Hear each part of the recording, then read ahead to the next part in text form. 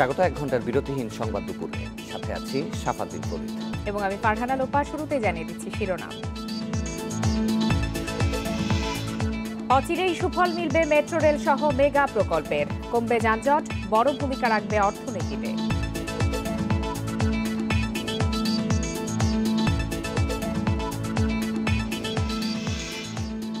মেয়াদ উত্তীর্ণ কমিটির নেতৃত্বেই চলছে ছাত্রলীগ, থাকতে পারে 2022 পর্যন্ত, হতাশ পদ প্রত্যাশীরা।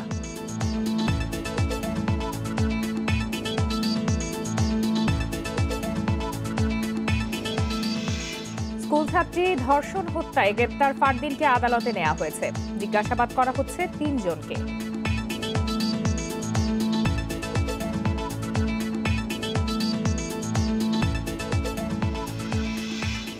ঢাকার বাজারে পেঁয়াজের মূল্য কমলেও এখনও চড়া চালের দাম, আমদানির ঘোষণার প্রভাব নেই।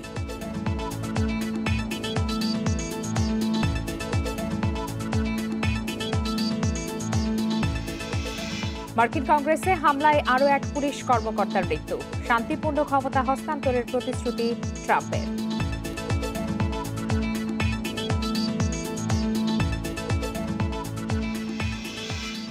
শিরোনাম জানাচ্ছিলাম, এবার বিস্তারিত।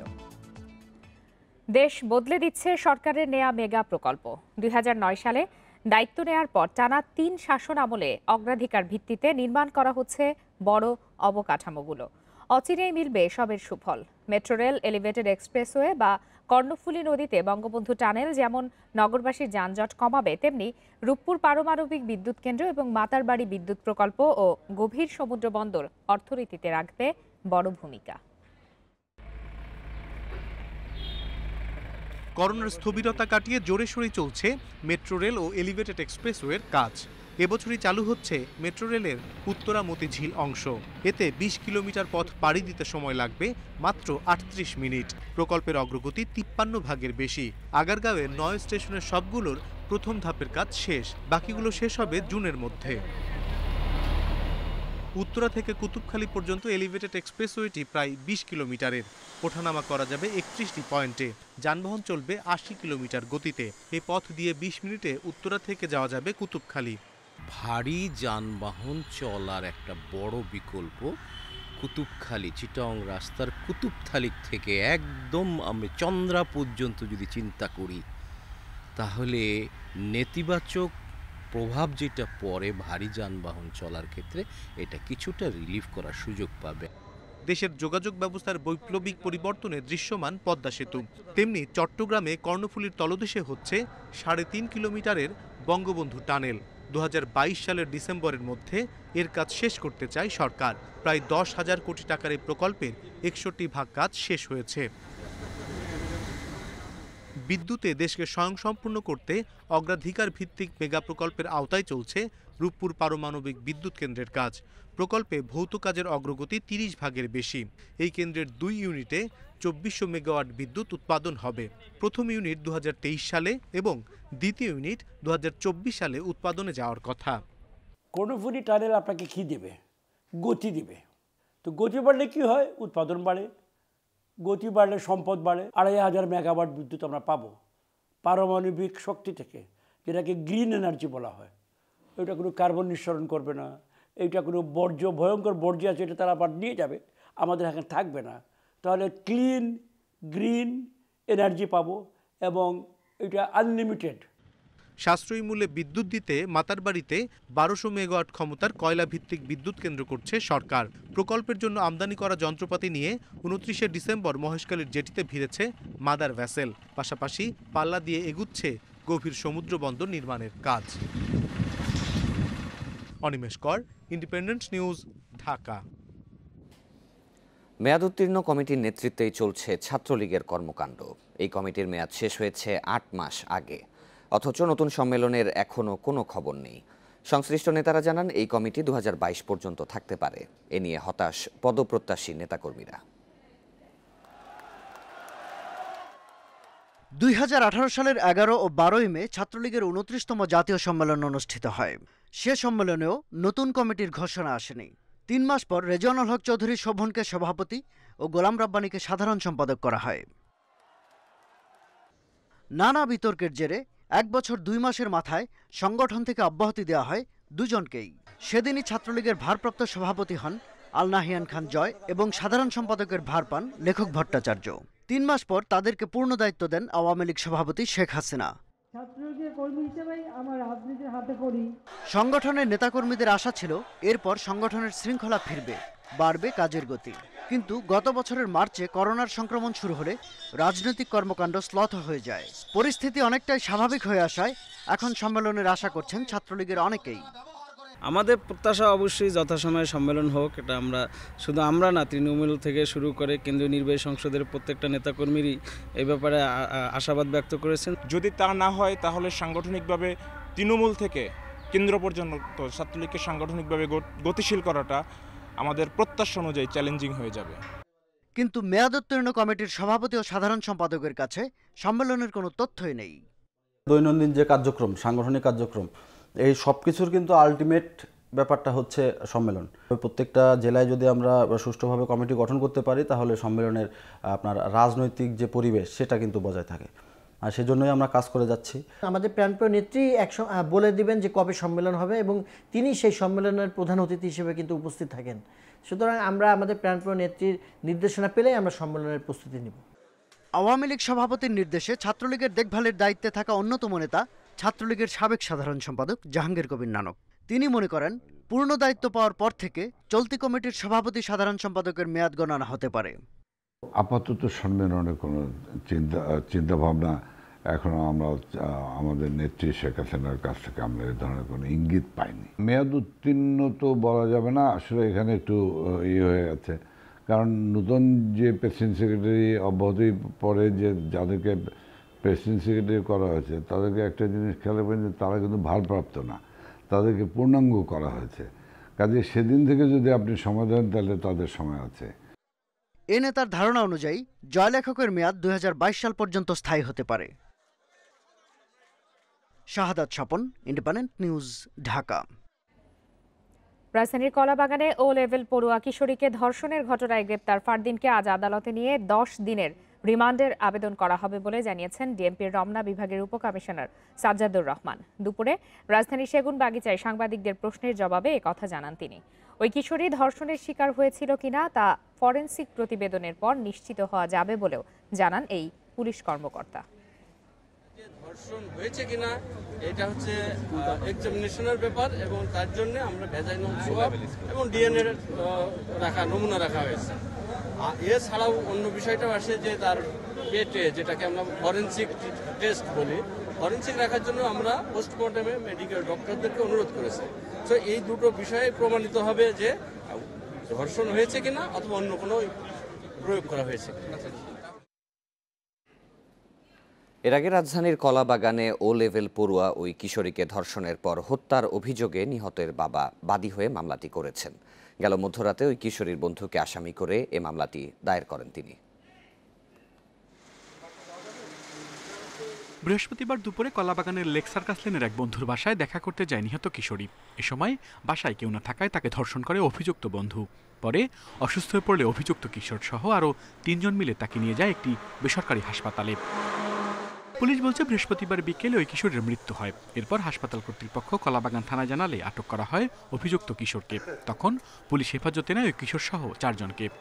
ওই ছেলেটাকে আমাদের আগে থেকে হেফাজতে ছিল, এখন আমরা অভিযোগ পেলাম, মেয়ের বাবা বাদী হয়ে অভিযোগ করেছেন এবং এটা নারী শিশু নির্যাতন আইন 2000 সংশোধিত 2003-এর 9-2 ধারায় এই মামলাটা রুজু হচ্ছে এবং আমরা যে মূল সাসপেক্ট যে ছেলেটা সে আমাদের হেফাজতে আছে, আমরা তাকে বিজ্ঞ আদালতে সোপর্দ করব।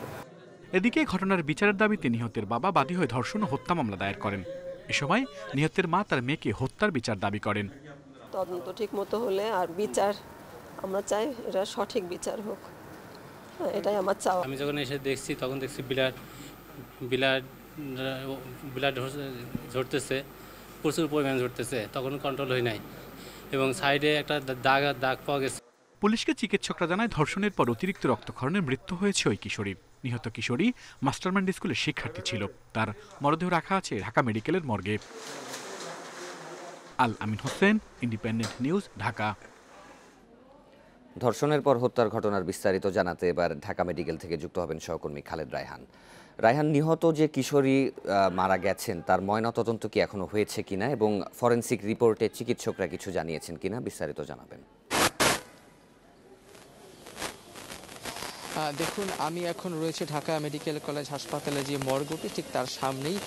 কিছুক্ষণ আগে ময়নাতদন্ত শুরু হয়েছে এবং এই ফরেনসিক মেডিসিন ডিপার্টমেন্টের যিনি প্রধান রয়েছেন, বিভাগীয় প্রধান, তিনি কিন্তু এই ময়নাতদন্ত কাজটি করছেন এবং শেষ পর্যন্ত তিনি বের হয়ে হয়তো বলতে পারবেন যে এই ঘটনা থেকে আসলে এখানে কি ধর্ষণের আলামত পাওয়া গেছে নাকি ধর্ষণের আলামত পাওয়া যায়নি, সেই বিষয়টি কিন্তু নিশ্চিত হয়ে বলা যাবে। কিছুক্ষণ আগে এই বিভাগীয় যিনি পুলিশ কমিশনার রয়েছেন তিনি কিন্তু জানিয়েছেন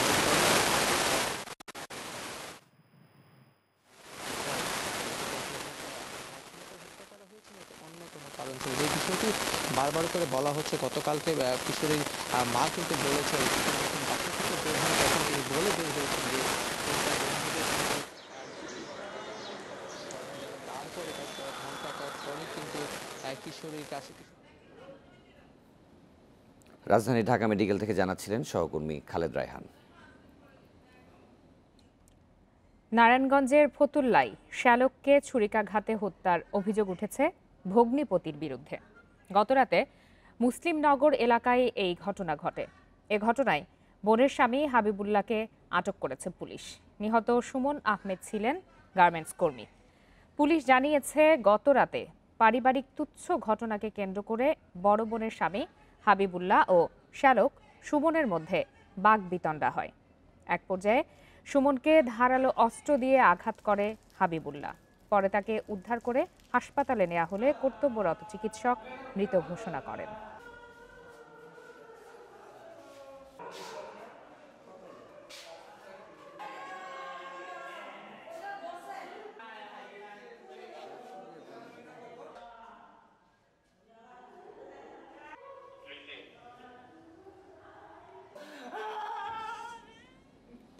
জুয়া খেলা, মাদক সেবন সহ অনৈতিক কর্মকাণ্ডে জড়িত থাকা ও শৃঙ্খলা ভঙ্গের অভিযোগে রাজশাহীতে পুলিশের 10 সদস্যকে বরখাস্ত করা হয়েছে। এর মধ্যে রাজশাহী মহানগর পুলিশের 8 ও জেলা পুলিশের 2 সদস্য রয়েছেন। রাজশাহী মহানগর পুলিশের মুখপাত্র গোলাম রুহুল কুদ্দুস বলেন, বুধবার গভীর রাতে রাজশাহী কলেজ মুসলিম ছাত্রাবাসের একটি কমিউনিটি সেন্টারের দোতলায় জেলা ও মহানগর পুলিশের 8 সদস্য জুয়া খেলার পাশাপাশি মাদক সেবন করছিলেন। এ সময় বোয়ালিয়া থানা পুলিশ খবর পেয়ে তাদের আটক করে। পরিচয় নিশ্চিত হওয়ার পর তাদের নিয়ে যাওয়া হয় পুলিশ লাইনে। বিষয়টি জানাজানি হওয়ার পর পুলিশ কমিশনার আবু কালাম সিদ্দিকের নির্দেশে তাদের সাময়িক বরখাস্ত করা হয়। এদের মধ্যে 2 জন রাজশাহী মহানগর পুলিশের হাবিলদার, 4 জন কনস্টেবল ও জেলা পুলিশের কনস্টেবল 2 জন। এছাড়াও অনৈতিক কর্মকাণ্ডে জড়িত থাকার অভিযোগে বোয়ালিয়া মডেল থানার এএসআই বকুল হোসেন এবং ঊর্ধ্বতন কর্তৃপক্ষের আদেশ অমান্য করায় কাশিয়াডাঙ্গা পুলিশ বক্সের টিএসআই মনির হোসেনকে সাময়িক বরখাস্ত করা হয়েছে।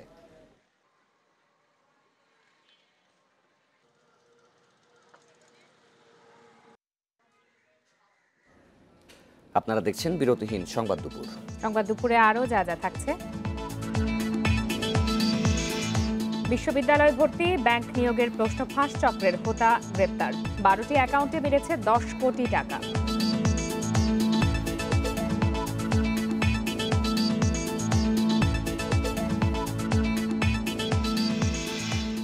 বুধবার পর্যন্ত তাপমাত্রা কিছুটা উষ্ণ থাকবে, রাতে কুয়াশা হতে পারে। মাসের শেষে আসছে একাধিক শৈত্যপ্রবাহ।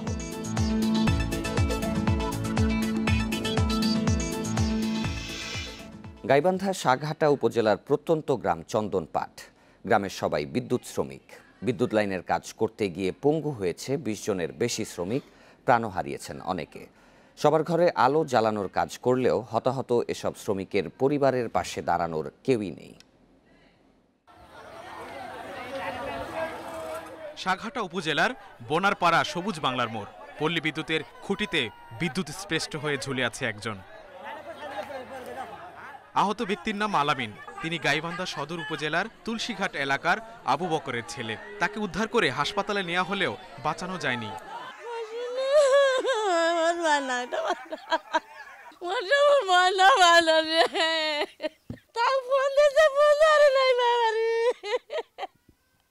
সাঘাটা উপজেলার চন্দনপাট গ্রামের বেশিরভাগ মানুষের পেশা বিদ্যুৎ শ্রমিক। এ কাজ করতে গিয়ে পঙ্গু হয়েছেন অন্তত ২০ জন।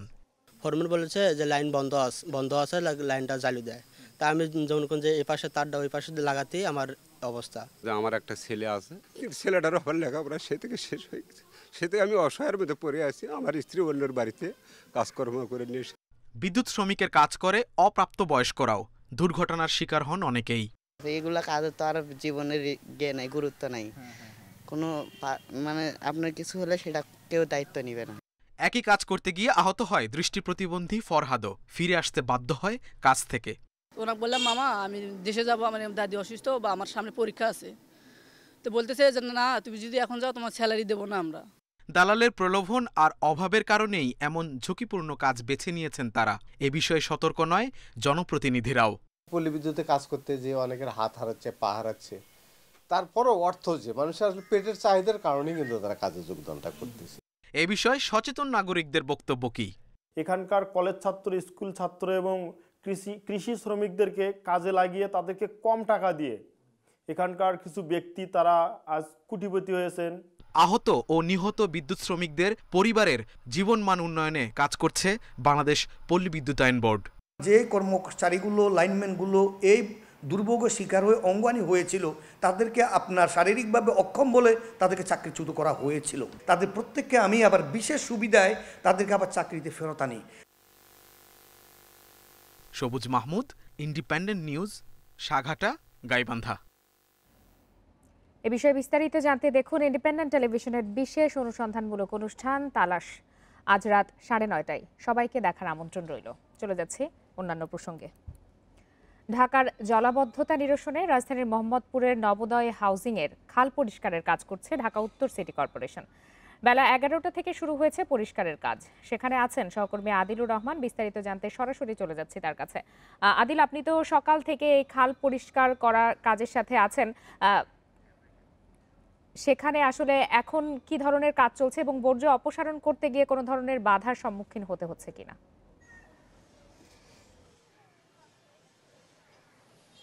দেখুন, আপনাকে আসলে জানিয়ে রাখি যে আজকে শুক্রবার ছুটির দিন হওয়ার পরেও ঢাকা উত্তর সিটি কর্পোরেশন রাজধানীর 5টি খাল পরিষ্কার করছে। এই খালগুলো হচ্ছে আবদুল্লাপুর খাল, ইব্রাহিমপুর খাল, রামচন্দ্রপুর খাল, বাউনিয়া খাল এবং মহাখালী খাল। আমি কিছুক্ষণ আগে মোহাম্মদপুরের রামচন্দ্রপুর খাল থেকে এখন চলে এসেছি ইব্রাহিমপুর খালে। আজকে ছুটির দিন, যেহেতু ঢাকা উত্তর সিটি কর্পোরেশন বলছে যে 10 দিনের মধ্যে তারা খালগুলোর উপরের যে ময়লাগুলো আছে, ভাসমান যে ময়লাগুলো আছে, সেই ময়লাগুলো পরিষ্কার করবেন। সে কারণে আজকে শুক্রবার আমরা দেখেছি সকাল থেকে কিন্তু আসলে কাজ হয়েছে। আজকে জুম্মার নামাজ, এ কারণে 1টা পর্যন্ত আসলে প্রতিটি খালে কাজ চলেছে। এরপর পরে কিন্তু আসলে শ্রমিকরা আর আজকের মতো কাজ করছেন না। তো আমরা দেখেছি যে প্রতিটি খালই কিন্তু আসলে একদম মৃতপ্রায় অবস্থায় রয়েছে। প্রতিটি খাল যেমন দখল হয়েছে, প্রতিটি খাল তেমনি দূষণ হয়েছে, ময়লা আবর্জনায় কিন্তু প্রতিটি খাল আসলে একদম ভরাট হয়ে গিয়েছে। যে কারণে নানা ধরনের প্রতিবন্ধকতা কিন্তু এই ঢাকা উত্তর সিটি কর্পোরেশনের যারা বর্জ্য ব্যবস্থাপনা বিভাগের কর্মীরা আছেন তাদেরকে কিন্তু পোহাতে হচ্ছে। এবং একই সাথে আরেকটি বিষয় জানিয়ে রাখি যে প্রতিটি খালের নিচ দিয়ে বিভিন্ন সেবা সংস্থা, যেমন ঢাকা ওয়াসা, তিতাস সহ বিভিন্ন সেবা সংস্থার কিন্তু যে লাইনগুলো, পাইপগুলো, সেই পাইপগুলো খালের নিচ দিয়ে গিয়েছে। অর্থাৎ উপরের ভাসমান ময়লা পরিষ্কার হচ্ছে, কিন্তু ভেতরের যে পাইপগুলো রয়ে গেছে সেখানেও কিন্তু আবর্জনাগুলো আটকে যাচ্ছে। তো সেক্ষেত্রে কিন্তু এক ধরনের প্রতিবন্ধকতা তৈরি হচ্ছে। ঢাকা উত্তর সিটি কর্পোরেশন বলছে যে এই যে পাইপগুলো আছে সেবা সংস্থাগুলোর সাথে সমন্বয় করে যাতে ভেতরে পাইপ থাকলে এই পানি প্রবাহ কিন্তু বাধা পাবে। তো সেক্ষেত্রে সেই কাজগুলো কিন্তু তারা করছে এবং একই সাথে ঢাকা উত্তর সিটি কর্পোরেশন সীমানা নির্ধারণের কাজ করছে। আপনাকে জানিয়ে রাখি যে আমি আজকে যে জায়গাটিতে এসেছি, গত সোমবার ঢাকা উত্তরের মেয়র আতিকুল ইসলামের উপস্থিতিতে এই জায়গাটিতে পরিষ্কারের পাশাপাশি কিন্তু উচ্ছেদের কাজও করা হয়েছে। আপনি নিশ্চয়ই দেখতে পাচ্ছেন যে আমি এখন আপনাকে যে ভবনটি দেখাচ্ছি, এই ভবনটি সহ আরও বেশ কয়েকটি ভবন কিন্তু সেদিন ভাঙা হচ্ছিল। তখন এই ভবনের যিনি মালিক তিনি আসলে 3 দিনের সময় চান, যে 3 দিন সময় দিলে তিনি এই ভবনটি নিচে ভেঙে এখান থেকে সরে ফেলবেন। মানবিক কারণে ঢাকা উত্তর সিটি কর্পোরেশনের পক্ষ থেকে তখন কিন্তু আসলে তাদেরকে সময় দেওয়া হয়েছিল। পরবর্তীতে একটু জানতে চাইবো, এখন আপনি ইব্রাহিমপুরে আছেন, খাল থেকে বর্জ্য অপসারণ করার কাজ সেখানে চলছে। এর আগের খবরে যখন আপনার সাথে কথা হয়েছিল তখন আপনি নবোদয় হাউজিং এর খাল পরিষ্কার করা হচ্ছিল সেখানে ছিলেন। সেখানে আমরা দেখেছি আপনার মাধ্যমে যে বর্জ্য অপসারণ করে খাল পাড়েই রাখা হচ্ছিল। এই বর্জ্যগুলো আসলে স্থায়ীভাবে কোথাও অপসারণ করে নিয়ে যাওয়া হবে কিনা, নাকি যেখান থেকে খালের পাড়েই রাখা হবে, এ বিষয়ে কি সিটি কর্পোরেশনের পক্ষ থেকে কিছু জানানো হয়েছে? না, যেমন আমরা আসলে আজ যেটি আসলে দেখতে পাচ্ছি যে খালের ময়লাগুলো প্রথমে তোলা হচ্ছে। আপনাকে আমি জানিয়ে রাখি যে এই পরিচ্ছন্নতার কাজ কিন্তু আসলে দুইটি ভাবে করা হচ্ছে। একটি হচ্ছে এক্সকেভেটর যন্ত্রের মাধ্যমে করা হচ্ছে, অন্যটি শ্রমিকরা হাত দিয়ে পরিষ্কার করছেন। তো যেসব জায়গায় গাড়ি যেতে পারছে না বা যন্ত্র যেতে পারছে না সেখানে কিন্তু হাত দিয়ে শ্রমিকরা পরিষ্কার করে পাড়ে তুলছেন। পরে ওটি ছোট ছোট গাড়িতে করে, ট্রলি গাড়িতে করে পরে প্রধান সড়কে রাখা গাড়িতে করে নিয়ে যাওয়া হচ্ছে। সিটি কর্পোরেশন থেকে বলা হচ্ছে যে কোনো আবর্জনাই কিন্তু আসলে খালপাড়ে রাখা হবে না। আপনি নিশ্চয়ই দেখতে পাচ্ছেন যে ইব্রাহিমপুর খালের চিত্র আমি যদি এখন আপনাকে যেটি দেখাচ্ছি, যে এই জায়গাটিতে কিন্তু এক্সকেভেটর যন্ত্রের সাহায্যে আবর্জনা তোলা হয়েছে এবং বেশিরভাগ আবর্জনা এরই মধ্যে গাড়িতে করে নিয়ে যাওয়া হয়েছে। আজকে শ্রমিকরা যে বর্জ্যগুলো তুলেছেন সেটি কিছুটা রাস্তার পাশে রেখেছেন এবং সিটি কর্পোরেশন থেকে বলা হচ্ছে যে কিছুক্ষণ পরে গাড়ি এসে এই বর্জ্যগুলো নিয়ে যাওয়া হবে। আমরা বিগত বছরগুলোতে দেখেছি যখন ঢাকা ওয়াসার কাছে এই সব খালগুলো ছিল তখন দেখেছি যে খালের বর্জ্য তুলে খাল পাড়ে রাখা হয়েছে এবং পরবর্তীতে সেই বর্জ্যগুলো না নেওয়ার কারণে বৃষ্টি এবং মানুষের চলাচলের কারণে সেই বর্জ্যগুলো কিন্তু আবার খালেই পড়ে গিয়েছে। এই বিষয়টি আসলে আমরা সিটি কর্পোরেশনের কাছে জানতে চেয়েছিলাম যে এবারও সেটি হচ্ছে কিনা। সিটি কর্পোরেশন থেকে জানিয়েছেন যে বিগত বছরগুলোতে কি হয়েছে না হয়েছে সেটি তাদের দেখার বিষয় নাই। এবার তারা যে সব বর্জ্যগুলো তুলবেন সব বর্জ্যগুলোই আসলে তাদের যে ভাগারগুলো আছে সেই ভাগারে নিয়ে যাবেন। আমি গতকালের বিষয়টিও আপনাকে এর সাথে একটু জানাতে চাই যে গতকালও আমরা দেখেছি যে ঢাকা দক্ষিণ সিটি কর্পোরেশন জিরানি খাল পরিষ্কার করেছে। সেই জিরানি খাল পরিষ্কারের সময় আমরা দেখেছি যে সেখানকার যে বর্জ্যগুলো সেগুলো রাখা হয়েছে খালের পাড়ে। সিটি কর্পোরেশন থেকে বলা হচ্ছে যে এই বর্জ্যগুলো যখন শুকিয়ে যাবে এরপরে তারা গাড়িতে করে সেগুলো নিয়ে যাবে। তো সব মিলিয়ে বলা যায় যে দুই সিটি কর্পোরেশনই কিন্তু আসলে জোরে সোরে তাদের যে অভিযান এবং পরিচ্ছন্নতা কার্যক্রম সেটি চালাচ্ছে। বর্ষা মৌসুমের আগে নগরবাসীকে জলাবদ্ধতার ভোগান্তি থেকে তারা রেহাই দিতে চান। তো আমার কাছে আজকের খাল পরিষ্কারের এটি ছিল সবশেষ খবর। সহকর্মী আদিলুর রহমান জানাচ্ছিলেন ইব্রাহিমপুর থেকে। করোনা টিকা নিয়ে আবারও এলো সুসংবাদ। অক্সফোর্ডের ভ্যাকসিনের অনুমোদন দিয়েছে সরকার। এতে জরুরি ভিত্তিতে এ টিকা প্রয়োগে এখন আর কোনো বাধা থাকলো না। এর আগে অনুমোদন দেয়া হয় আমদানিতে। ভারতের সিরাম ইনস্টিটিউটের সঙ্গে এই টিকা পেতে সরকার ও বেক্সিমকো ফার্মার চুক্তি রয়েছে। কোভিড-19 মহামারী শুরুর বছর গড়ানোর পর আশা হয়ে এসেছে টিকা। সেরাম ইনস্টিটিউটে উৎপাদিত কোভিশিল্ড টিকার 3 কোটি ডোজ কিনতে 2 মাস আগেই চুক্তি করে বাংলাদেশ। বৃহস্পতিবার রাতে সরকারি অনুমোদনের পর টিকাটি এখন দেশে জরুরি প্রয়োজনে মানুষের দেহে প্রয়োগ করা যাবে। এই টিকা আগেই যুক্তরাজ্য ও ভারতে জরুরি ভিত্তিতে প্রয়োগের অনুমোদন পেয়েছে। ভারতের সেরাম ইনস্টিটিউটে তৈরি অক্সফোর্ড অ্যাস্ট্রাজেনেকার টিকার 3 কোটি ডোজের দাম এরই মধ্যে পরিশোধ করা হয়েছে। ঔষধ প্রশাসন অধিদপ্তরের 14 সদস্যের বিশেষজ্ঞ কমিটি ভ্যাকসিনটি জরুরি অনুমোদনের জন্য সুপারিশ করে। এর পরিপ্রেক্ষিতে টিকা অনুমোদন দেয়া হলো।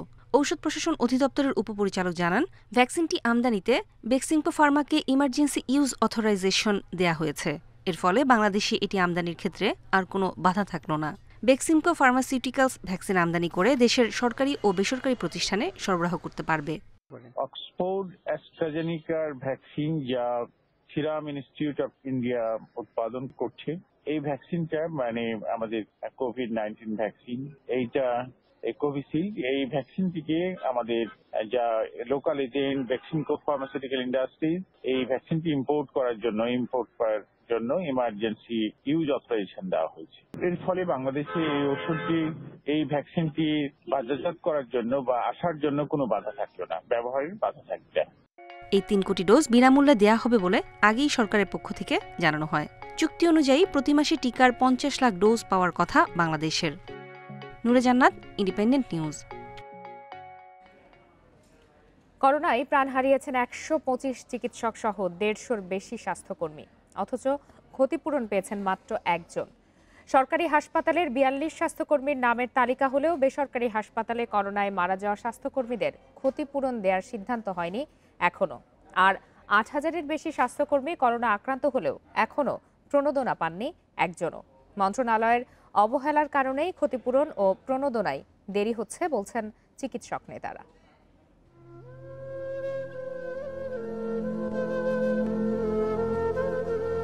তারা এখন শুধুই ছবি, হেরে গেছেন অদৃশ্য এক ভাইরাসের কাছে।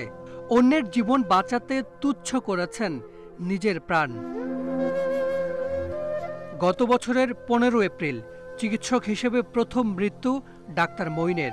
এরপর দিনে দিনে বেড়েছে সংখ্যা। তালিকায় এখন ১২৫ চিকিৎসক, ১৮ নার্স সহ ১৫০-র বেশি স্বাস্থ্যকর্মী। সরকারি ঘোষণা অনুযায়ী করোনায় মারা যাওয়া চিকিৎসকদের পরিবারকে ৫০ লাখ টাকা ক্ষতিপূরণ দেওয়ার কথা, কিন্তু এ পর্যন্ত পেয়েছেন মাত্র একজন। সরকারি হাসপাতালের ১০ চিকিৎসক, ৫ নার্স সহ ৪২ স্বাস্থ্যকর্মীর তালিকা হয়েছে। কোভিড হাসপাতাল, ১০০ বেডের জেলা সদর হাসপাতাল পর্যন্ত নন কোভিড হাসপাতালের কোভিড ইউনিটের মারা যাওয়া স্বাস্থ্যকর্মীরা ক্ষতিপূরণ পাবেন। করোনায় মারা যাওয়া উপজেলা পর্যায়ের সরকারি স্বাস্থ্য প্রতিষ্ঠানের চিকিৎসক, স্বাস্থ্যকর্মী এবং বেসরকারি হাসপাতালের বিষয়ে সিদ্ধান্ত হয়নি এখনো। কাদের নাম পাঠানো হবে, ওরা কেন বাদ যাবে, এই নিয়ে ফিল্ডে কিছুটা অসন্তোষ কিন্তু এখনও আছে। তো এই কারণে হয়তো কিছুটা আমাদের ডিলে হয়েছে। আমাদের এই ব্যাপারটা একটু ক্লারিফিকেশনের জন্য মন্ত্রণালয়ের কাছে আমরা জানতে চেয়েছিলাম যে ডেডিকেটেড হসপিটাল ছাড়াও তো অন্যান্য হসপিটাল, এদের নাম কি পাঠানো যাবে কিনা, এই বিষয়গুলো নিয়ে কিছুটা আসলে কালক্ষেপণ হয়েছে। করোনায় দায়িত্ব পালন করা চিকিৎসক, স্বাস্থ্যকর্মীদের ২ মাসের বেসিক বেতনের সমান অর্থ প্রণোদনা হিসেবে দেওয়ার কথা থাকলেও এখনও তালিকায় হয়নি। এ পর্যন্ত ৮,১০০-র বেশি চিকিৎসক, স্বাস্থ্যকর্মী আক্রান্ত হয়েছেন করোনায়। মন্ত্রণালয় কোনোভাবেই যথেষ্ট আন্তরিক নয়, তারা এই বিষয়টা নিয়ে উদাসীন এবং তাদের মধ্যে যথেষ্ট মন্ত্রণালয়ের মধ্যে সমন্বয়হীনতা রয়েছে। চিকিৎসক এবং অন্যান্য স্বাস্থ্যকর্মীরা কেন প্রণোদনা পান নাই, ক্ষতিপূরণ পান নাই, এটা আমাদের কাছে বোধগম্য নয়। করোনা সংক্রমণের ১০ মাস পার হয়েছে। কবে মিলবে ক্ষতিপূরণ ও প্রণোদনা তা ঠিক করে বলতে পারছেন না স্বাস্থ্যমন্ত্রীও। যাদের কাগজ আমাদের হাতে চলে আসছে সব আমরা মিনিস্ট্রিতে পাঠিয়ে দিয়েছি। আশা করি তারা অল্প দিনে পেয়ে যাবে। সেটা আমি বলতে পারবো না, কেন অর্থ মন্ত্রণালয় বলতে পারবে, বাট আমরা আশা করি তাড়াতাড়ি পেয়ে যাবে। মারা যাওয়া স্বাস্থ্যকর্মীদের পরিবারের কাছ থেকে নতুন করে ক্ষতিপূরণের আবেদন নিচ্ছে স্বাস্থ্য বিভাগ। এ পর্যন্ত জমা পড়েছে ১৫টি। Hasan Misbah, independent news, Dhaka. বিশ্বে একদিনে রেকর্ড ৮,২০,০০০ করোনা রোগী শনাক্ত হয়েছে। এ নিয়ে মোট আক্রান্ত ৮,৮৫,০০,০০০ ছাড়িয়েছে। ২৪ ঘন্টায় বিশ্বে করোনায় মৃত্যু হয়েছে ১৪,০০০-এর বেশি মানুষের। এ নিয়ে মোট মৃত্যু ১৯,০৫,০০০ ছাড়ালো। বুধবারও সবচেয়ে বেশি করোনা শনাক্ত ও মৃত্যু হয়েছে যুক্তরাষ্ট্রে। ৪,১০০ জনের বেশি মৃত্যু নিয়ে দেশটিতে মোট মৃত্যু ৩,৭৪,০০০ ছাড়িয়েছে। ২৪ ঘন্টায় দেশটিতে শনাক্ত হয়েছে প্রায় ২,৭৪,০০০। এ নিয়ে যুক্তরাষ্ট্রে মোট আক্রান্ত ২,২১,০০,০০০-এর বেশি। দ্বিতীয় সর্বোচ্চ মৃত্যু হয়েছে ব্রাজিলে ১,৪৫৫ জনের। এ নিয়ে দেশটিতে মোট মৃত্যু ২ লাখ ছাড়ালো। দেশটিতে ২৪ ঘন্টায় শনাক্ত হয়েছে ৮৭,০০০-এর বেশি রোগী। অস্ট্রেলিয়ার ব্রিসবেনে শুক্রবার থেকে ৩ দিনের লকডাউন জারি করা হয়েছে। জরুরি কাজ ছাড়া কেউ বাইরে যেতে পারবে না। বাইরে গেলে অবশ্যই পরতে হবে মাস্ক। হোটেল কোয়ারেন্টিনে কর্মরত একজন পরিচ্ছন্নতা কর্মীর দেহে নতুন ধরনের করোনা ভাইরাসের অস্তিত্ব পাওয়ার পর এই সিদ্ধান্ত নিয়েছে কর্তৃপক্ষ। এদিকে মার্চের পরিবর্তে ফেব্রুয়ারি থেকেই গণহারে টিকা দেয়া হবে বলে জানিয়েছে অস্ট্রেলিয়া সরকার। সংক্রমণ বাড়ায় জাপানে জরুরি অবস্থা জারি করা হয়েছে। শুক্রবার থেকে শুরু হয়ে এই জরুরি অবস্থা চলবে ৭ ফেব্রুয়ারি পর্যন্ত। এদিকে যুক্তরাজ্যে নতুন ধরনের করোনা ভাইরাস শনাক্তের ঘটনায় দেশটির সাথে বিমান চলাচল বন্ধ রাখার পর শুক্রবার আবার বিমান চলাচল শুরু করেছে ভারত। শুক্রবার 246 জন যাত্রী নিয়ে এয়ার ইন্ডিয়ার একটি বিমান শুক্রবার দিল্লিতে পৌঁছায়। এছাড়া ফাইজারের করোনা টিকার প্রথম ডোজ নিয়েছেন সিঙ্গাপুরের প্রধানমন্ত্রী। Sadia ফ্রিন, independent news. বাজারে পেঁয়াজের দাম কমলেও এখনও চড়া চালের দাম। সরকারের আমদানির ঘোষণায়ও প্রভাব পড়েনি বাজারে। ভোজ্য তেলের দামও লাগামহীন। গত 5 মাসে লিটার প্রতি বেড়েছে অন্তত 22 টাকা, যা 25 বছরের মধ্যে সর্বোচ্চ। রাজধানীর কারওয়ান বাজারের পেঁয়াজের আড়তগুলো এখন মুড়ি কাটা পেঁয়াজে ভরপুর। পাশাপাশি রয়েছে আমদানি করা পেঁয়াজ, তাই দামও সাশ্রয়ী। দেশি মুড়ি কাটা পেঁয়াজ পাওয়া যাচ্ছে 35 থেকে 40 টাকা কেজি দরে। আমদানির পেঁয়াজের কেজি 20 থেকে 30 টাকা। দাম নাগালে হওয়ায় খুশি ক্রেতারা। বিক্রেতারা জানান ভারতের পেঁয়াজ আসলে দাম আরও কমবে। যেভাবে দাম আছে এখন এভাবে যদি থাকে তাহলে আমাদের ক্রয়ের মধ্যে থাকবে, বাট এর থেকে যদি বেশি হয় তাহলে আমাদের ক্রয় ক্ষমতার বাইরে চলে যাবে। ইন্ডিয়ান পেঁয়াজ এখনো মনে হয় ঢুকে নাই, না ঢুকলে ঢুকে যাবে, 2-1 দিনের ভিতরে ইন্ডিয়ান পেঁয়াজ ঢুকে যাবে, তবে বাহিরের পেঁয়াজ আছে। এদিকে বাজার স্বাভাবিক রাখতে কয়েক দফা আমদানি শুল্ক কমালেও কমেনি চালের দাম। মিনিকেট চাল কিনতে গুনতে হচ্ছে প্রতি কেজি 65 থেকে 68 টাকা, আর মোটা চালের কেজি 50 থেকে 52 টাকা। ফলে চাল কিনতে নাবিশ্বাস সাধারণ মানুষের। আমরা হচ্ছে যারা জব করি, তাই না, আমাদের যে স্যালারি বা যে তার অনুপাতে যদি চালের দাম এরকম হয়ে যায়, আমাদের তো সে অনুপাতে তো স্যালারি বাড়তেছে না। নিত্যপণ্যের বাড়তি চাপ সামলাতে বছরের শুরু থেকে কার্যকর পদক্ষেপ নেওয়ার তাগিদ ভোক্তা অধিকার সংগঠন ক্যাবের। যখনই আন্তর্জাতিক বাজারে মূল্য বৃদ্ধির প্রবণতা দেখা দেয়, তখনই তারা অতি মুনাফা লাভের জন্য দেশে মূল্য বৃদ্ধি করে। কিন্তু যখন আন্তর্জাতিক বাজারে মূল্য পড়তে থাকে, তখন কিন্তু সাথে সাথে মূল্য হ্রাস পায় না, এটা বেশ সময় লাগে। এদিকে ক্রমেই বাড়ছে বোতলজাত সয়াবিন তেলের দাম। 5 মাসে লিটারের দাম বেড়েছে 22 টাকা, যা গত বছরের একই সময়ের চেয়ে 19 ভাগ বেশি। Shahid Ahmed, independent news, Dhaka. সাপ্তাহিক বাজার পরিস্থিতির আরও খবর জানাতে বগুড়া থেকে যোগ দিয়েছেন ইন্ডিপেন্ডেন্ট টেলিভিশনের উত্তরাঞ্চলীয় প্রধান হাসিবুর রহমান। হাসিব, রাজধানীর বাজারে পেঁয়াজের দাম কমলেও বাড়তি চালের দাম। বগুড়া সহ উত্তরাঞ্চলে পেঁয়াজ এবং চালের দামের কি অবস্থা, সেই সাথে আরেকটি বিষয় জানাবেন যে যখনই চাল আমদানির কথা বলা হয় চালের দামের চাইতে ধানের দামে বেশি প্রভাব পড়ে। এর মূল কারণ আসলে কি, বিস্তারিত জানাবেন। আগে পেঁয়াজের যে বিষয়টি আপনি বলছিলেন সেটি আসলে রাজধানীর মতোই উত্তরাঞ্চলের অন্যান্য জেলাতেও একই রকম অবস্থা। অধিকাংশ ক্ষেত্রে মুড়ি কাটা পেঁয়াজ বিক্রি হচ্ছে 40 টাকার মধ্যেই, আর আমদানি করা পেঁয়াজ, বিশেষ করে তুরস্কের পেঁয়াজের দাম এখন 30 টাকায় রয়েছে খুচরা বাজার, কোথাও কোথাও 2-1 টাকা বেশি। আর চালের যে বাজার দরের কথা বলছিলেন সেটি বলা যায় যে বাড়তির দিকে রয়েছে। আমি একটু আগে কয়েকটি দোকানে কথা বলেছি, তারা যেটি বলেছেন যে কাটারি ভোগ, যেটি মূলত সাধারণ মানুষের মধ্যে খুব বেশি চলে বা বেশি চায় সাধারণ মানুষ, সেটি এখন বগুড়ার বাজারে, বিশেষ করে এই ফতেয়ালি বাজারে এখন বিক্রি হচ্ছে 63-62 এরকমই মান এবং ভালো অবস্থা দেখে। একই সাথে অন্যান্য যে চালগুলো রয়েছে সেগুলোর দামও বাড়তির দিকে। আমি কয়েকজন খুচরা বিক্রেতার সাথে কথা বলেছি, তারা যেটি বলেছেন যে গত কয়েকদিনে চালের দাম বেড়েছে প্রায় 3 টাকার মতো কেজি প্রতি কেজিতে, এবং সব ধরনের চালের যে দর সেটিতে রয়েছে কমপক্ষে অন্তত যেটি আমরা শুনেছি যে 52 থেকে এখন বাজারে বিক্রি হচ্ছে প্রায় 62-63 টাকা কেজি দরে।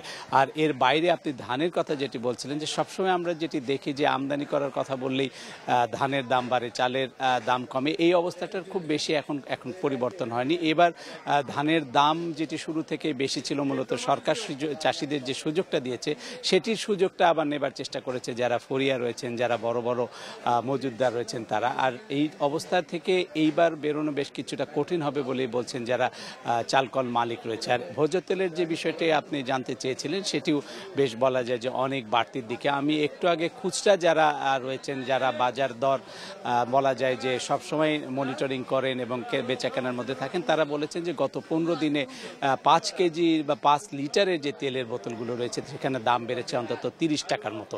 এখন বগুড়ার বাজারে 5 লিটারের যেগুলো তেল পাওয়া যাচ্ছে ভোজ্য তেল, সেগুলোর দাম 60 টাকা 62 টাকা, আর খুচরা দাম গিয়ে দাঁড়াচ্ছে কোথাও কোথাও 70 থেকে 75 টাকা দরে। দোকানিরা আমাদেরকে বলেছেন যে যারা পাইকারি বিক্রেতা বা কোম্পানির লোক রয়েছেন তারা ইতিমধ্যেই তাদেরকে আর এক দফা দাম বাড়ানোর একটা ইঙ্গিত দিয়েছেন বলে আমাদেরকে তারা জানিয়েছে। সব মিলিয়ে শীতের সবজির দাম কমলেও মূলত দাম বেড়ে যাচ্ছে চাল, চিনি এবং মসুর ডালের পাশাপাশি ভোজ্য তেলের, এবং ডালেও দাম বেড়েছে কিছুটা, চিনিতেও একটা বস্তায় দাম বেড়েছে প্রায় 100 টাকা, যেটি 50 কেজির বস্তায়। সব মিলিয়ে বলা যায় যে সবজির বাজারে স্বস্তি থাকলেও আসলে অন্যান্য ভোগ্যপণ্যের বাজার তেমন কোনো স্বস্তি মিলছে না এখন আপাতত। বগুড়া থেকে জানাচ্ছিলেন আমাদের উত্তরাঞ্চল প্রধান হাসিবুর রহমান। মার্কিন কংগ্রেসের সমর্থকদের তাণ্ডবের একদিন পর জো বাইডেনকে প্রেসিডেন্ট মেনে নিয়ে শান্তিপূর্ণ ক্ষমতা হস্তান্তরের প্রতিশ্রুতি দিলেন মার্কিন প্রেসিডেন্ট ডোনাল্ড ট্রাম্প। 25তম সংশোধনী প্রয়োগ করে ট্রাম্পকে প্রেসিডেন্ট পদ থেকে সরিয়ে দেওয়ার জোরালো দাবির মধ্যেই এক ভিডিও বার্তায় এই প্রতিশ্রুতি দেন তিনি। এদিকে ক্যাপিটল হিলে হামলার ঘটনায় আহত এক পুলিশ কর্মকর্তার মৃত্যু হয়েছে। এ নিয়ে সহিংসতায় মৃত্যু হলো 5 জনের।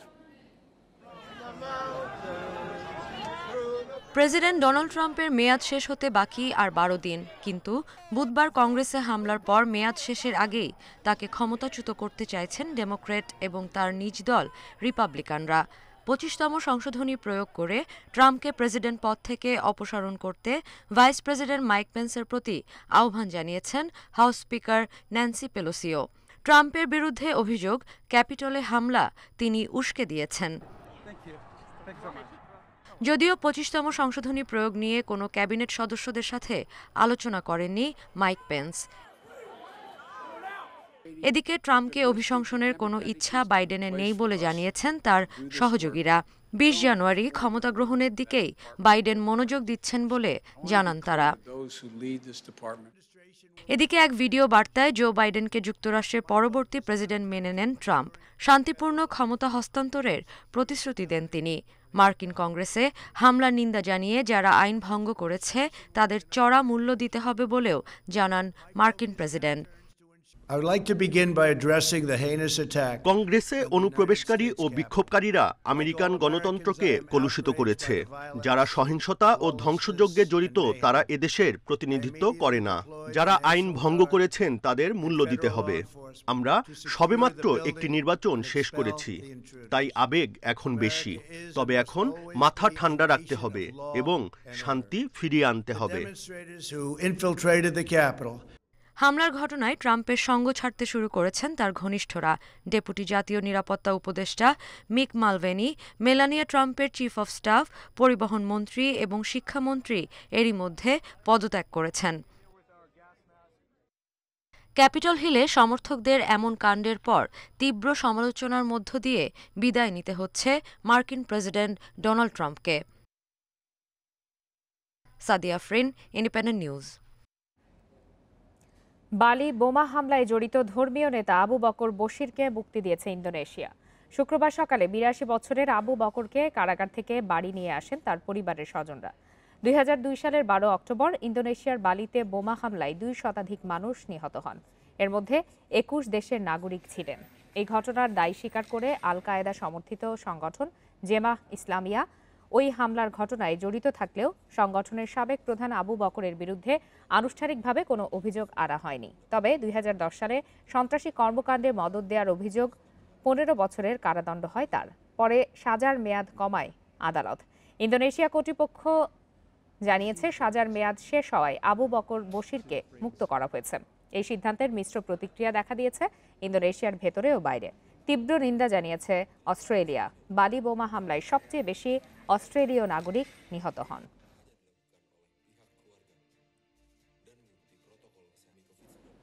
আন্তর্জাতিক খবর জানাচ্ছিলাম, এবারে আবারও যাচ্ছি জাতীয় প্রসঙ্গে। অগ্রণী ব্যাংক কর্মকর্তা মানিক কুমার প্রামাণিক রাজশাহীতে গড়ে তুলেছিলেন বিশ্ববিদ্যালয়ে ভর্তি ও ব্যাংকে নিয়োগের প্রশ্নফাঁস চক্র। ভর্তিতে 3 থেকে 5 আর চাকরিতে প্রার্থীদের কাছ থেকে নিয়েছেন 8 থেকে 12 লাখ টাকা করে, কামিয়েছেন 10 কোটি টাকা। রাজশাহীতে করেছেন আলিশান বাড়ি, চলেন বিলাসবহুল গাড়িতে। সম্প্রতি তাকে গ্রেপ্তার করে সিআইডি জানাচ্ছে এ পর্যন্ত 12টি ব্যাংক হিসাবের তথ্য মিলেছে তার। 2018 সালে ঢাকা বিশ্ববিদ্যালয়ের ক ইউনিটের ভর্তি পরীক্ষা চলার সময় তেজগাঁওয়ের সরকারি বিজ্ঞান কলেজ কেন্দ্রে মুঠোফোন সহ আটক হন পরীক্ষার্থী নাফিউল ইসলাম ওরফে তাহসিন। পরে তথ্য ও যোগাযোগ প্রযুক্তি আইনে মামলার তদন্তে প্রশ্ন ফাঁস চক্রের তথ্য পায় সিআইডি। গত বছরের 22 ডিসেম্বর রাজধানীর মালিবাগ থেকে গ্রেপ্তার করা হয় হাসান মাহমুদ ও রাশেদুজ্জামানকে। তাদের তথ্যে 27 ডিসেম্বর মতিঝিল থেকে ঢাকা বিশ্ববিদ্যালয়ের সাবেক ছাত্র জনতা ব্যাংক কর্মকর্তা রাকিবুল হাসানকে গ্রেপ্তার করে সিআইডি। রাকিবুলের কাছ থেকে মেলে ব্যাংক কর্মকর্তা মানিক কুমার প্রামাণিকের খোঁজ। রাজশাহীতে অভিযান চালিয়ে মানিক ও তার 2 সহযোগী শাফিকুল ইসলাম ও রিপন কুমারকে গ্রেপ্তার করা হয়। সিআইডি বলছে মানিক নিজে অগ্রণী ব্যাংক কর্মকর্তা হয়েও রাজশাহী অঞ্চলে গড়ে তুলেন বিশ্ববিদ্যালয় ও ব্যাংক নিয়োগের প্রশ্ন ফাঁস চক্র, যে চক্রে রাজশাহী ও ঢাকার 10 জন জড়িত। এ পর্যন্ত কমপক্ষে 50 জনকে বিশ্ববিদ্যালয়ে ভর্তি ও ব্যাংকে নিয়োগ দিয়েছে তারা। হাতিয়ে নিয়েছে কোটি কোটি টাকা। আমরা বিভিন্ন রেট দেখেছি, কখনো দেখেছি 7 লাখ, 5 লাখ, 8 লাখ, কোনোগুলো লেখা আছে পেইড, কতগুলো লেখা আছে আনপেইড, পার্শিয়ালি পেইড, এরকম কথাবার্তা লেখা আছে। তো 8 লাখ 9 লাখ টাকা পর্যন্ত আমরা দেখেছি যে এক একজনের কাছ থেকে নেওয়া হয়েছে। প্রশ্ন ফাঁসে মানিকের অর্জন অন্তত 10 কোটি টাকা, আর এর 5 কোটি টাকা দিয়ে রাজশাহীতে করেছেন আলিশান বাড়ি, চড়েন 50 লাখ টাকার নিশান গাড়িতে। 12টি ব্যাংক হিসেবে আছে আরো 4.25 কোটি টাকা। বহুত টাকা পয়সা খরচ, আমার এলাকার কেউ বানাতে পারেনি এরকম বাড়ি। এটা বিরাট অন্যায়। এটা বহুদিন থেকে এই চক্রটাকে ধরার জন্য টিভিতে আমরা প্রায় দেখি। এটা সিআইডি বলছে মানিকের সব ব্যাংক হিসাবের তথ্য চেয়ে চিঠি পাঠানো হয়েছে। একই সঙ্গে তার খোঁজ পাওয়া সম্পদ জব্দ করতে বলা হয়েছে সংশ্লিষ্ট সংস্থাকে। হঠাৎ করে অর্থ সম্পদের মালিক হয়ে যাওয়া এটি অস্বাভাবিক। সুতরাং এখান থেকে ধারণা করা যাচ্ছে যে তার অনেক টাকার সম্পত্তি ইতিমধ্যে অর্জিত হয়েছে। পাশাপাশি মানিক প্রামাণিকের অর্থ পাচারে জড়িত থাকার বিষয়টিও খতিয়ে দেখছে CID. Masudur Rahman, independent news, Dhaka. বুধবার থেকে সারা দেশে বাড়তে পারে শীতের তীব্রতা। তার আগ পর্যন্ত তাপমাত্রা অপরিবর্তিত থাকায় শীত অনুভূত হবে না, জানিয়েছে আবহাওয়া অফিস। আফগানিস্তান এলাকায় অবস্থানরত পশ্চিমা গোলযোগ সাইবেরিয়ার ঠান্ডা বায়ুপ্রবাহ বাধাগ্রস্ত করায় গত কয়েকদিনের মতোই রাজধানীসহ সারা দেশে কিছুটা গরম অনুভূত হতে পারে। তবে গোলযোগ কেটে গেলে মাসের শেষে একাধিক শৈত্যপ্রবাহের সম্ভাবনা রয়েছে, বলছেন আবহাওয়াবিদরা। পৌষ মাসের শেষ 10 দিনে এসেও শীতের দেখা নেই এবছর। মধ্য শীতে কনকনে ঠান্ডার বদলে উষ্ণ আবহাওয়া রাজধানীতে। দিনের বেলা রোদের তীব্রতায় ঘামছেন অনেকে। শীতের শুরুতে পাওয়া জাকালো ঠান্ডার ভাবটা একেবারেই নেই। আফগানিস্তান অঞ্চলে আবহাওয়ার পশ্চিমা গোলযোগের প্রভাবে দেশে বুধবারের আগে কমবে না তাপমাত্রা। গত বছর থেকে টেম্পারেচার এবার এই সময় অনেক বেশি। এটা মেন কারণ হচ্ছে একটা ওয়েস্টার্ন ডিস্টারবেন্স কন্টিনিউ করতেছে আফগানিস্তান ওইসব জায়গাতে। এই কারণে যে ঠান্ডা বাতাস, যেটা আমরা বলি যে সাইবেরিয়ান উইন্ড বা আপারেজ ঠান্ডা বাতাস, ওটা ঢুকতে দিচ্ছে না। এটা লাস্ট 7 দিন থেকে একইভাবে অবস্থান করছে এবং এটা আমরা আশা করছি হয়তো আগামী আরও 3-4 দিন এরকম টেম্পারেচার থাকবে। আবহাওয়া অফিস জানিয়েছে এ সময় সারা দেশে দিনে ও রাতের তাপমাত্রা প্রায় অপরিবর্তিত থাকতে পারে। তবে মধ্যরাত থেকে সকাল পর্যন্ত হালকা থেকে মাঝারি ধরনের কুয়াশা দেখা যেতে পারে। বুধবার থেকে দেশের উত্তর পশ্চিমাঞ্চলের পাশাপাশি রাজধানীতেও মৃদু থেকে মাঝারি শৈত্যপ্রবাহ বয়ে যাওয়ার সম্ভাবনা আছে। ইতিমধ্যে বিশেষ করে আপনার রংপুর ডিভিশন, কুড়িগ্রাম ওইসব জায়গায় ঘন কুয়াশা শুরু হয়ে গেছে, হয়তো কিছুটা কুয়াশা বেড়ে যাবে। আর যেটা হবে যে কোল্ড ওয়েভ, আমরা যেটা আশা করছি এই সপ্তাহের শেষের দিকে, অর্থাৎ আপনার 12-13 তারিখ থেকে কোল্ড ওয়েভ শুরু হবে প্রথম মৃদু আকারে, তারপর এটা বিস্তার লাভ করবে হয়তো মৃদু থেকে মাঝারি। তবে ওইরকম সিভিয়ারিটি আপাতত আসবে না। এ মাসের শেষে দেশে একাধিক শৈত্যপ্রবাহের সম্ভাবনার কথা জানিয়েছে আবহাওয়াবিদরা। নূরে জান্নাত, ইন্ডিপেন্ডেন্ট নিউজ। সুখসাগর নামের নকল জাতের পেঁয়াজ চাষ করে বিপাকে পড়েছেন মেহেরপুরের শতাধিক চাষি। জমিতে পেঁয়াজ গাছ হলেও মিলছে না কাঙ্ক্ষিত ফলন।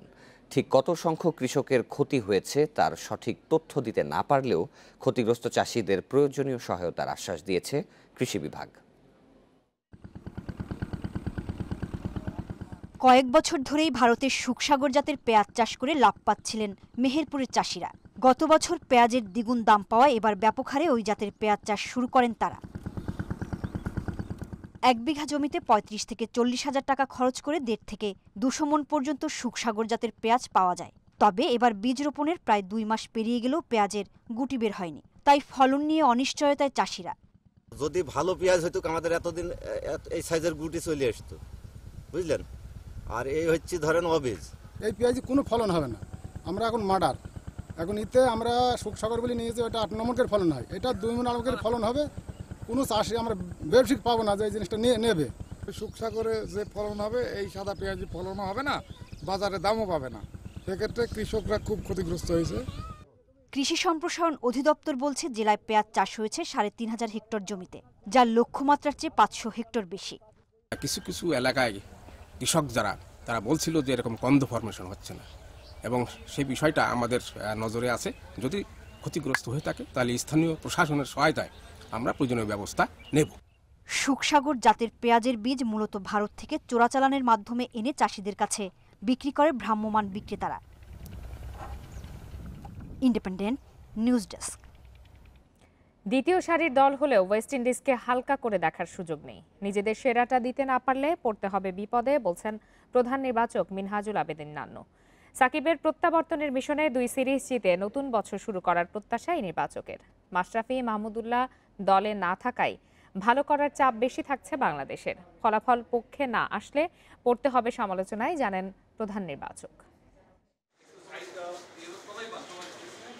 টাইগার ক্রিকেটে এটাই কি মাশরাফি অধ্যায়ের শেষ? সাদা পোশাকে মাহমুদুল্লাহ কি কখনো কামব্যাক করতে পারবেন? এমন নানা প্রশ্নের উত্তর তোলা থাক সময়ের হাতে।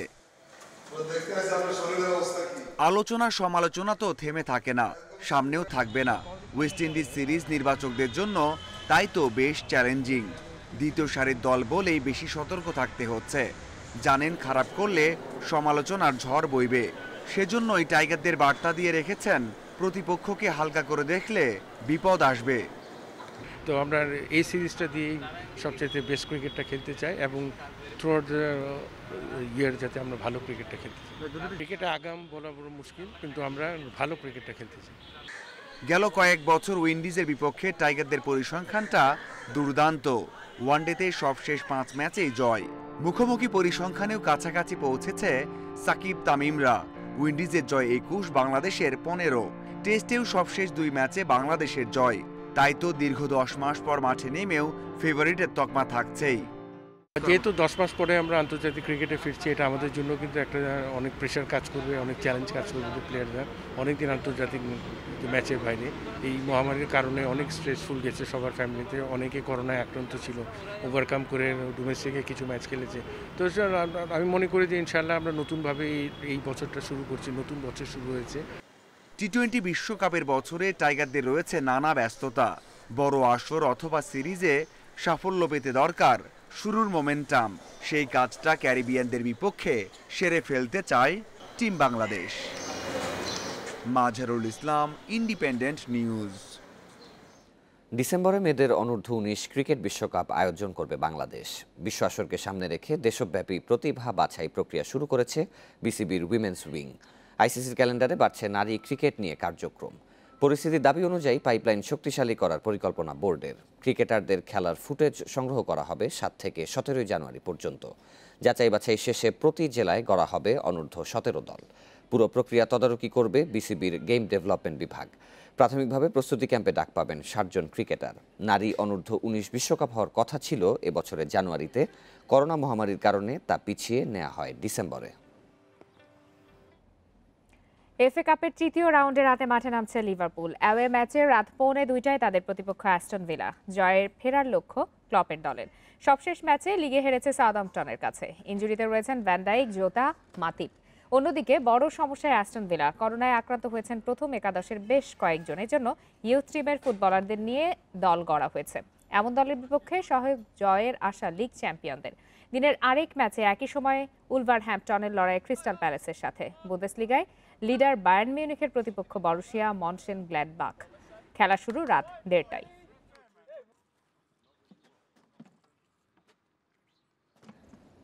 আর এরই সাথে শেষ করছি আজকের বিরতিহীন সংবাদ দুপুর। ইন্ডিপেন্ডেন্ট টেলিভিশনের সব খবর আরও বিস্তারিত জানতে চোখ রাখুন ফেসবুক, ইউটিউব এবং টুইটারে। ধন্যবাদ সবাইকে।